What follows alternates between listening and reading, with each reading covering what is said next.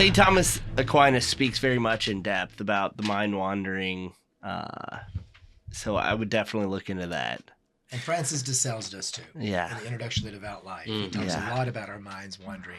It is a common thing that happens. So, but I would just encourage you, Yeah. Well, my mind does the wandering thing all of the time during meditative prayer. So, the mind wandering. I mean, it's annoying, you know, but really, I guess my question was more about like, I guess my question was more like, is there a would you, and I guess you sort of might have answered that then, like, would you say like the rosary is, you know, the best way to get close to Mary, and just sort of I should treat the mind wandering in the same way that I would treat the mind wandering in my regular like meditative prayer. Yeah, I mean, I think obviously, you know, if somebody tells me, and I'm not saying this is you, but when you pray I pray the rosary at 10 o'clock at nighttime. I'm so tired. My mind, and that's why I do it every single night. Well, the angel's gonna complete it for me. The angel complete with you the first time. He's not gonna complete with you the next day. You know, always people say that the angel finished it. Once again, I think we got to look at all those factors and when are we doing it. Makes us feel better. It makes us feel better, right? The angel's gonna say, "Wait a second, we did last night." And I think though, but I'm thinking once if you put yourself in the right type of environment and it is still wandering, once again, you recognize it, you say, okay, here I am, Blessed Mother, I'm your little child. Guess what she is?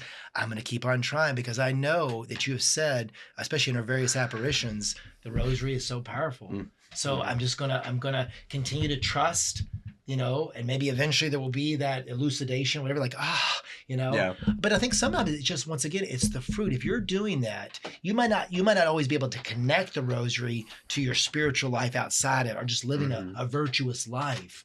But trust me, by just very fact that you're doing that, the fruit will be there, even if you're not always connecting it. Oh, I know for sure I connected that to the rosary I prayed yesterday. You're good. It's 2 + 2 = 4. Praying the rosary is going to make you go closer to Jesus, even if your mind's wandering. It will. And so we definitely also like don't want to get attached to the like if I'm doing it because I want consolations or something. Like exactly. That's not gonna be, right. It's a discipline and self-mastery. Right. So treat it like I treat the because that's kind of how I at least, you know, I do my best to treat the like dryness in prayer is just like, well, I'm doing my best. Right. I'm here prepared as best I can. Because when we have consolations, I mean, Saint Catherine of Siena, who had you know many consolations, and when God took those away from her, of course she had God the Father speaking to her. When God took those consolations from her, obviously paraphrasing, but it is Saint Catherine of Siena. You can look that up. So he basically said, you know, this is when you're receiving the most grace. Yeah. This is when you're receiving it the most, and other saints have said that as well. It's easy to pray. It's easy to pray when it's like you're all emotional and emotional and the things, right. and it's more difficult to pray. But I believe more fruitful to pray when I'm here. I don't necessarily don't want to be here, physically don't want to be here. You know, my mind's beginning to wander, but I'm here because I know this is where I have to be, where I need to be. Yeah. And that's when the lollipop is taken out of our mouth and the sweetness is not there anymore, and yet we're still there.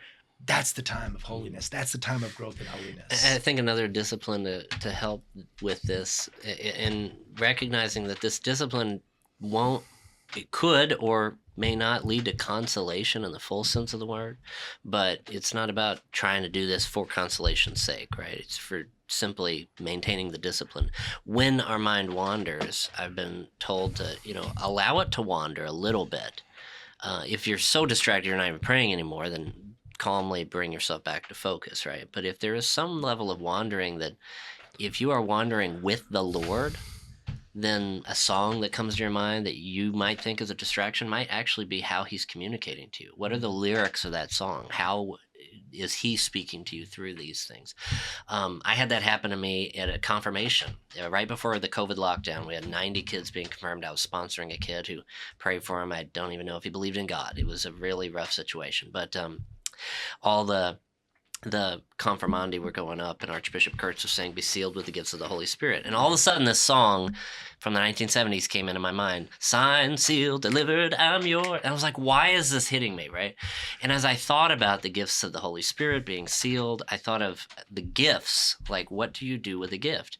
You sign the letter, the card that you're giving them. You seal the gift, and then you deliver it. And I thought, what is the greatest gift that we're receiving through this experience of confirmation, the sacraments of initiation? And I realized, baptism is when we're signed with the Spirit. Confirmation is when we're sealed with the Spirit. And then the Eucharist is when we are delivered from sin and death. So signed, sealed, delivered, I'm yours suddenly takes on not some cheesy 1970s song, but some deep theological truth that really helped me realize what was the greatest gift I was receiving. What was Jesus delivering to me?